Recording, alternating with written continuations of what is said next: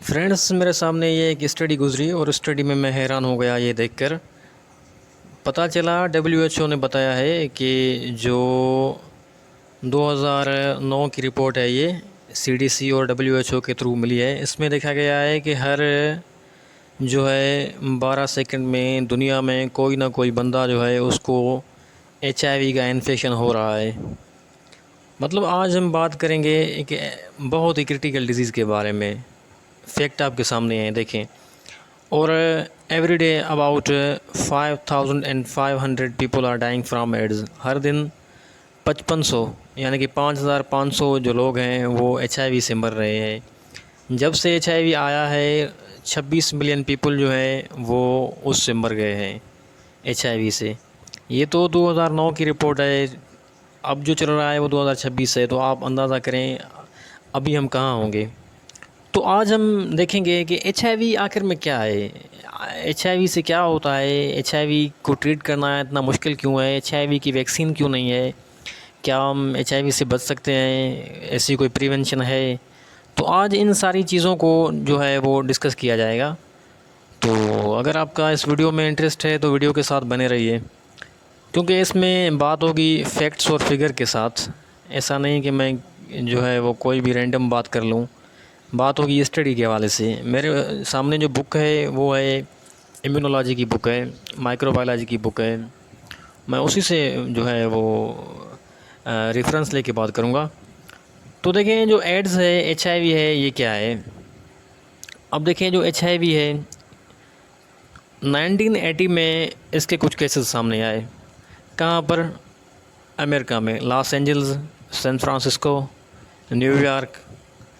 देखें, जो वहाँ पर देखा गया कुछ ऐसे लोग थे, कुछ ऐसे बंदे थे जिनमें नॉर्मली कुछ डिजीज़ काजिंग जो होती है फंजाई, जो हेल्दी लोगों को इफ़ेक्ट नहीं करती, उनमें डिजीज़ नहीं करती। एक फंजाई होती है जिसका नाम होता है नीमोसिस्टिस। ये उसकी जो है वो स्पेशी है जीरोवेसी। देखिए, ये एक ऑर्डिनरी एक हार्मलेस फंगस होती है जो ह्यूमन बींग्स में मोस्टली इन्फेक्शन नहीं करती। तो देखा गया कुछ लोग ऐसे थे वहाँ पर जिनमें ये इन्फेक्शन पाई गई। उसके अलावा कुछ less common types of cancers उनमें पाए गए। वेट लॉस की कॉम्प्लिकेशन थी, स्वेलिंग जो थी वो लिम्फ नोड्स थी, और जो इम्यून फंक्शन था वो भी तकरीबन लॉस हो चुका था। तो ये कुछ कॉम्प्लिकेशंस रिसर्चर्स के सामने आई, फिजिशियंस के सामने आई 1980 में। तो जो है इन सारी चीज़ों को मिलाकर रिसर्चर्स ने नाम दिया एक्वायर्ड इम्यूनो डेफिशिएंसी सिंड्रोम। मतलब कि जब इम्यून सिस्टम अपना काम छोड़ जाए, इम्यूनो डेफिशिएंसी आ जाए, तो ये मेडिकल कम्युनिटी ने इस सिचुएशंस को पूरी को नाम दिया जिन लोगों में उन्होंने पाई। फिर आगे चल के जो है ऐसे केसेस के बाद जो है वो फ्रांस में पास्टर इंस्टीट्यूट है, एक रिसर्च इंस्टीट्यूट है। वहाँ पर जो कुछ वायरलॉजिस्ट थे उन्होंने फिर आगे चल के एचआईवी को जो है वो आइसोलेट किया। ठीक है, तो देखें, कॉजेटिव एजेंट की बात करेंगे, एचआईवी की आज बात करेंगे। तो एचआईवी क्या है? देखें, एचआईवी जो होता है इसका फुल फॉर्म होता है ह्यूमन इम्यूनो डेफिशिएंसी वायरस। ठीक है, ये एक वायरस की टाइप है जिसको बोला जाता है रेट्रो वायरस। अब देखें, रेट्रो वायरस लफ्ज़ क्यों यूज़ करते हैं हम एचआईवी के सेंस में। तो देखें, ये जो एचआईवी होता है इसके पास एंजाइम्स होते हैं। देखें, एंजाइम्स कौन से? वैसे तो बहुत सारे एंजाइम होते हैं, लेकिन इसके पास एक बहुत ही इंपॉर्टेंट एंजाइम होता है जिसको बोला जाता है रिवर्स ट्रांसक्रिप्टेज एंजाइम। देखें, एक होती है ट्रांसक्रिप्शन, जिसमें जो है डीएनए से जो है आरएनए बनता है। ठीक है, उसको बोलते हैं ट्रांसक्रिप्शन। अब ये एंजाइम क्या करता है, अब जो वायरस के पास जो नॉर्मली आरएनए होता है उसको जो है चेंज करता है डीएनए में through the reverse transcriptase enzyme.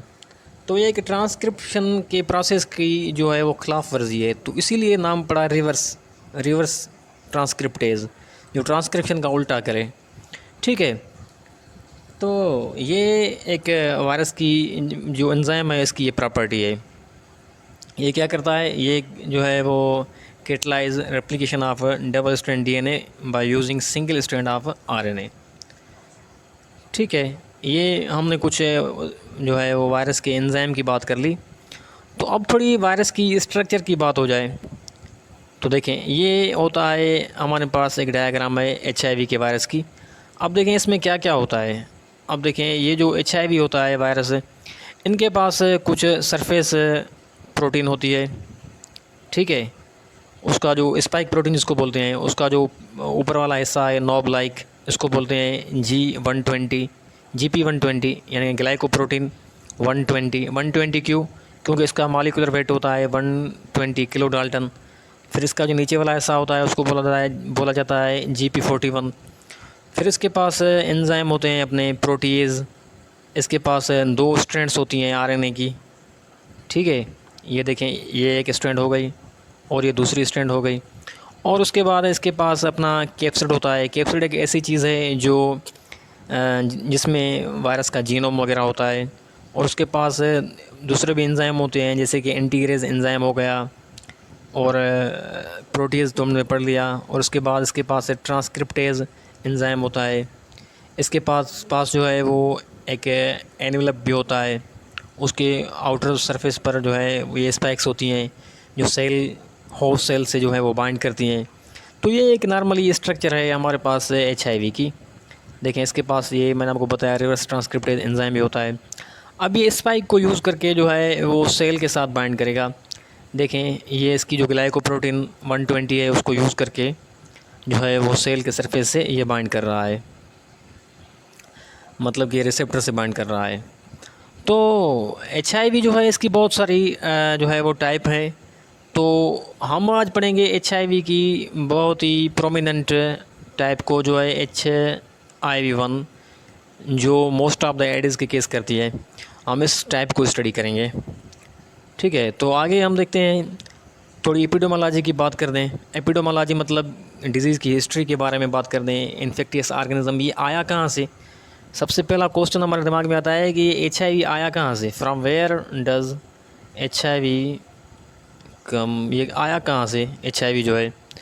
तो रिसर्चर्स ने जब एचआईवी की जो न्यूक्लियोटाइड सीक्वेंस है आरएनए की, उसको कंपेयर किया कुछ मोंकी वायरसेस से, जो एक ऐसे वायरसेस जो मोंकीज़ जो हैं उनको इन्फेक्ट कर रहे थे अफ्रीका में, उनसे जब इसको कंपेयर किया तो सीक्वेंस में सिमिलरिटी पाई गई।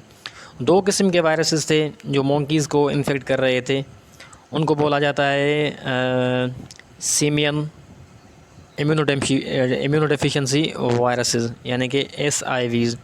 अब देखें, ये SIVs 2 अलग अलग किस्म के वायरसेस, 2 अलग अलग मोंकीज़ जो हैं उनको इन्फेक्ट करते हैं। तो ये जब 2 अलग अलग किस्म के वायरसेस मोंकीज़ से एक चिंपैंजी में गए।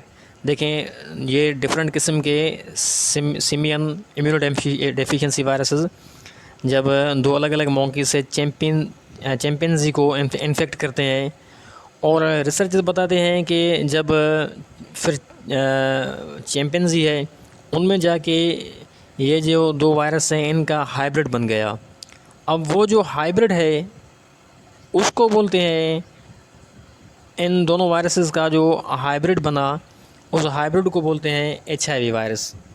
अब देखें, ये दोनों वायरसेस आगे चल के एचआईवी में कन्वर्ट हो गए, एक हाइब्रिड के फॉर्म में। हाइब्रिड वायरस है एचआईवी जो है इन दोनों वायरसेस का।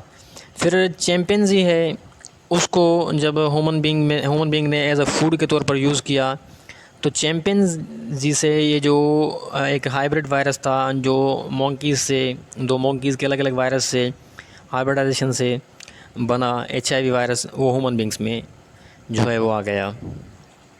ठीक है, ये इसकी कुछ हिस्ट्री है जो स्टडी से पता चलती है। देखें, और आगे देखें मोड ऑफ ट्रांसमिशन। अब देखेंगे ये जो एचआईवी है ये ह्यूमन बीइंग्स में ट्रांसफ़र कैसे होता है in the population of human beings, how does the HIV transfer. तो पता चलता है कि जो मोड ऑफ जो ट्रांसमिशन है वो ब्लड और ब्लड की प्रोडक्ट से। फॉर एग्ज़ाम्पल, किसी के ब्लड में एचआईवी वायरस है और वही ब्लड किसी दूसरे में चला गया तो उसके साथ HIV भी चली जाएगी। और जो बेबीज़ हैं उनको अपनी मदर से ये वायरस जो है वो इन्फेक्ट कर सकता है थ्रू द ब्रेस्ट फीडिंग या ड्यूरिंग द प्रेगनेंसी। ये वायरस जो है वो आ सकता है बेबीज़ में। और उसके अलावा जो एक और जो बड़ा ही मेजर जो रीज़न है HIV ट्रांसफ़र होने का, वो है सेक्सुअल इंटरकोर्स। ठीक है, अनप्रोटेक्टेड जो सेक्सुअल इंटरकोर्स है उसके थ्रू। और उसके बाद हम एक और मिथ को यहाँ पर ख़त्म करें, वो ये कि ये जो सलाइवा होती है, टीयर्स होते हैं या जो स्वीट होता है, पसीना वगैरह, इनमें से वायरस जो है वो ट्रांसफ़र नहीं होता। पर हेपाटाइटिस B का होता है इन चीज़ों से, पर HIV का नहीं होता। तो ये कुछ इंपॉर्टेंट मोड ऑफ़ ट्रांसमिशन थे। ठीक है, तो जनरली अगर देखा जाए तो जो HIV है वो ट्रांसफ़र होता है डायरेक्ट कांटेक्ट से, मतलब ब्लड टू ब्लड कांटेक्ट और सेक्सुअल, डायरेक्ट सेक्सुअल कांटेक्ट। और उसके बाद जो एक इम्पॉर्टेंट फैक्टर है HIV के ट्रांसफ़र होने में, वो है नीडल इंजरी, नीडल शेयरिंग। देखें ये जो इंजेक्शन है फॉर एग्ज़ाम्पल, और इंजेक्शन में फॉर एग्ज़ाम्पल ये जो इंजेक्शन है हमारे पास, अगर इसमें ये इसकी जो नीडल है, ये इंजेक्शन अगर यूज़ की गई और किसी को HIV है तो वो वायरल पार्टिकल इससे इंजेक्शन के नीडल पर आ जाएंगे, और यही इंजेक्शन किसी दूसरे इंसान में लगाई जाए तो HIV ट्रांसफ़र हो सकता है। और उसके अलावा जो एक और चीज़ है वो ये है कि जो सीमेन होती है, सेक्सुअल फ्लूइड, वेजिनल जो फ्लूइड होती है, सिक्रेशंस वगैरह, ये एक इम्पॉर्टेंट, पहले भी आपको बताया, फैक्टर होता है वायरस को ट्रांसफ़र करने में। और आगे हम बात करें तो एक और मिथ जो हमारे पास होती है, एक और गलत कॉन्सेप्ट, उसको ख़त्म करें, वो ये कि जो यूरिन होता है और टीयर्स होते हैं, स्वीट होता है, सलाइवा होती है, इनमें वायरस पार्टिकल हो सकते हैं, पर ये बहुत ही स्मॉल नंबर में होते हैं। ठीक है, मतलब कि इतने स्मॉल के लेस देन 1 वायरन, एक वायरल पार्टिकल पर क्यूबिक मिलीमीटर। तो ये देखें, ये बहुत ही कम रेशो है, कम नंबर है। और रिसर्च से पता चलता है कि इन ये जो फ्लूइड्स हैं, बॉडी फ्लूइड्स, यानी कि सलाइवा, टीयर्स, स्वीट, यूरिन, ये जो हैं ये are not considered source of infection, इनमें से इन्फेक्शन नहीं होता। तो ये गलत कॉन्सेप्ट था, इसको हमने स्टडी के थ्रू ख़त्म कर दिया। और आगे देखें, ये हमारे पास एक डायग्राम है, इसमें एक बहुत ही इजी डेमोस्ट्रेशन है कि HIV जो है वो ट्रांसफ़र कैसे होता है।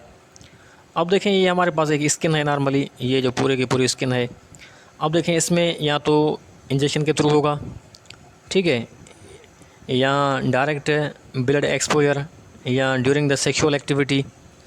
तो ये जो अगर ये जो सेक्सुअल जो फ्लूइड्स हैं, या जो ब्लड है, या जो नीडल इंजरी है, इनमें से जो है ये हो सकती है, मतलब कि वायरस जो है वो ट्रांसफ़र हो सकता है इन सोर्सेज के ज़रिए। तो हमने एक इम्पॉर्टेंट चीज़ को डिस्कस कर लिया। अब हम आगे देखें कौन सी चीज़ जो है डिस्कस करने वाली है, वो ये है कि जो HIV यानी कि एड्स है, उसकी मॉर्बिडिटी को देखेंगे। अब मॉर्बिडिटी से क्या मुराद होती है, देखेंगे pattern of study of illness. अब देखेंगे कि इससे क्या क्या होता है, HIV से कितने मतलब कि जो है वो केसेस हुए हैं, क्या हुआ है, इन चीज़ों को हम आज देखेंगे। तो यहाँ पर देखें, जो है वो हमारे पास एक इम्पॉर्टेंट चीज़ है, वो ये कि despite treatment advances, HIV infection and AIDS are the 6th most common cause of death among people age 25 to 44। लेकिन ट्रीटमेंट भी भले हो जाए, कुछ एंटीवायरल ड्रग्स भी देते हैं, उसके बावजूद भी जो नंबर 6 जो काज है डेथ का, मतलब कि जितनी भी डेथ हो रही है उसमें जो छठी नंबर है, जो नंबर 6 पोजीशन है, वो HIV से डेथ होती है। देखिए, HIV जो इन्फेक्शंस हैं वो स्लोली एंड ग्रेजुअली है वो इंक्रीज़ हो रहे हैं, मतलब कि 55,000 केसेस पर ईयर सामने आ रहे हैं, उससे भी ज़्यादा। और देखें कि 75% जो न्यू केसेस हैं वो इन्फेक्शंस के जो हैं वो मेल यानी कि जो मेन होते हैं, मेल जेंडर है, 75% न्यू केसेस मेल जेंडर में हो रहे हैं। और जो 42% ऑफ ऑल न्यू केसेस जो हो रहे हैं और अक्वायर्ड थ्रू होमो सेक्सुअल एक्टिविटी। जो मेल टू मेल जो होती है होमोसेक्सुअल एक्टिविटी, सेम जेंडर के साथ मेल टू मेल होमोसेक्सुअलिटी जो होती है, तो वो 42 जो परसेंट केसेस हैं न्यू, उनके थ्रू अपीयर हो रहे हैं वर्ल्ड वाइड। और आगे एक और चीज़ देखें, वो ये कि जो 60% ऑफ, यहाँ पर देखें, ये जो हमारे पास है 60% ऑफ इंट्रावेनस जो ड्रग यूज़र्स होते हैं वो HIV कैरियर होते हैं, उनमें मतलब HIV होता है, ठीक है। और एक इम्पॉर्टेंट चीज़ को देखें, वो ये कि इन द ईयर 2009, मैंने आपको पहले भी बताया, एक आपके साथ स्टडी शेयर की, वो ये कि 2019 में WHO ने बताया, 2009 में WHO ने बताया कि 35 मिलियन जो पीपल हैं वर्ल्ड वाइड उनको एड्स है, HIV है, ठीक है। और आगे एक और इम्पॉर्टेंट चीज़ को देखें, वो ये कि in the most parts of the world heterosexual intercourse is the primary mode of transmission. अब देखें, जो अपोजिट जेंडर के साथ जो सेक्स होता है उसके थ्रू जो है वो बहुत ही HIV के केसेस ट्रांसफ़र होते हैं। ये कुछ एक कुछ जो थी वो फैक्ट्स थे जिनको हमने स्टडी की HIV के बारे में। और एक इम्पॉर्टेंट चीज़ वो ये है कि ऐसा नहीं कि जिसको भी वायरस HIV ने अटैक कर लिया, इन्फेक्ट कर लिया, कि ऐसा नहीं कि 100% जिसको भी वायरस लगे उनमें एड्स हो जाए। That's a wrong concept. देखिए, स्टडी से पता चला है कि फॉर एग्ज़ाम्पल किसी को HIV ने इन्फेक्ट कर लिया या जिसमें HIV एंटीबॉडीज़ जो है वो पॉजिटिव आ रही है, तो उनमें से जो 5% जो पीपल होते हैं उनमें एड्स नहीं होती, बाकी में हो सकती है, लेकिन 5% केसेस में उनकी इम्यूनिटी जो है वो स्ट्रांग होती है, तो वो उसको सस्टेन कर जाते हैं और एड्स उनमें डेवलप नहीं होती। तो ये कुछ इम्पॉर्टेंट चीज़ें थी जो हमने HIV के बारे में डिस्कस की। अब जो आगे हम देखेंगे वो कुछ और भी इम्पॉर्टेंट चीज़ें होंगी, जैसा कि हम देखेंगे पैथोजेनेसिस ऑफ HIV की जो है वो पैथोजेनेसिस क्या होती है, कैसे होती है, HIV कैसे अटैक करता है, HIV की वैक्सीन क्यों नहीं है, इन चीज़ों को हम देखेंगे। तो यहाँ पर देखें कि HIV एक सेल को कैसे इन्फेक्ट कर रहा है। अब देखें, यहाँ पर हमारे पास एक नॉर्मल सेल है और उसके रिसेप्टर्स हैं और हमारे पास HIV है। देखें, ये हमारे पास HIV है और HIV क्या कर रहा है, HIV जो है सेल के अंदर अपनी जो एंजाइम्स हैं और जो अपना जो जेनेटिक मटेरियल है वो ट्रांसफ़र कर रहा है, ठीक है। तो उसके जो एंजाइम्स हैं, उसका एक इम्पॉर्टेंट एंजाइम मैंने आपको बताया, वो होता है रिवर्स ट्रांसक्रिप्टेज एंजाइम। वो सिंगल स्ट्रैंडेड RNA को यूज़ करके एक डबल स्ट्रैंडेड DNA की स्ट्रैंड बनाता है। फिर आगे चल के जो है वो दूसरी जो DNA की स्ट्रैंड है, अब जो देखें एक स्ट्रैंड है जो RNA से बन गई DNA की स्ट्रैंड, अब इस DNA की स्ट्रैंड को यूज़ करके फिर वो जो है वो कंप्लीट जो है वो डबल स्ट्रैंडेड DNA बनाता है। ये जब वायरस सेल के ऊपर सरफेस से बाइंड करेगा तो अपना जेनेटिक मटेरियल और एंजाइम जो है सेल के अंदर इंसर्ट करेगा, उसके बाद वायरस की रेप्लिकेशन देख रहे हैं कैसे हो रही है। ये एक इम्पॉर्टेंट चीज़ है। और आगे देखें, अब ये जो कंप्लीट हमारे पास DNA बन गया, डबल स्ट्रैंडेड DNA, अब क्या होगा, ये डबल स्ट्रैंड DNA जो है, ये जो होस्ट का जो DNA है, ये जो होस्ट DNA है, इसके साथ इंसर्ट हो जाएगा, इसके साथ जो है वो लग जाएगा, इंसर्ट हो जाएगा। फिर क्या होगा, अब देखें इस स्टेट को बोलेंगे प्रोवायरस। जब सेल का DNA वायरस के DNA के साथ इंटीग्रेट हो जाए। अब देखें आगे चलकर कुछ इम्यून रिस्पॉन्सेस जो हैं जो एक्टिवेशन करेंगे किसकी, जो सेल के साथ जो वायरस का DNA इंटीग्रेट हुआ था। अब फिर क्या होगा, फिर इसकी ट्रांसक्रिप्शन होगी, फिर जो वायरल जो जीएनए जो होते हैं डीएनए उसकी ट्रांसक्रिप्शन होगी, तो उसके बाद उसका जो है एमआरएनए बनेगी। अब ये जो वायरल एमआरएनए है, अब देखिए एमआरएनए से प्रोटीन बनेगी। सेल की जो मशीनरी है, सेल के जो राइबोसोम्स है, उनको वायरस यूज़ करके अपनी फिर जो है वो बनाएगा प्रोटीन। अब ये देखें वायरल प्रोटीन बन गई। अब देखें ये वायरल प्रोटीन कैसे बन गई, ये वायरस के एमआरएनए के थ्रू बन गई। ठीक है, अब देखें ये वायरस के एमआरएनए के थ्रू वायरस की प्रोटीन बन गई।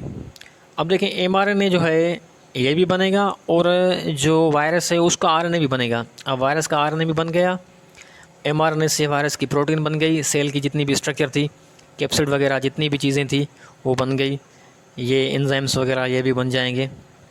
फिर होगी असेंबली, फिर असेंबली होगी। देखें कैप्सिड की प्रोटीन बनी, फिर कैप्सिड की असेंबली हुई, कैप्सिड बना कम्प्लीटली। इनमें ये जितने भी चीज़ें हैं ये एनकोड होंगी, कैप्सिड के अंदर आएंगी, और फिर एक कंप्लीट हमारे पास वायरस पार्टिकल जो है, वायरल पार्टिकल जिसको वायरॉन बोलते हैं, वो बन जाएगा।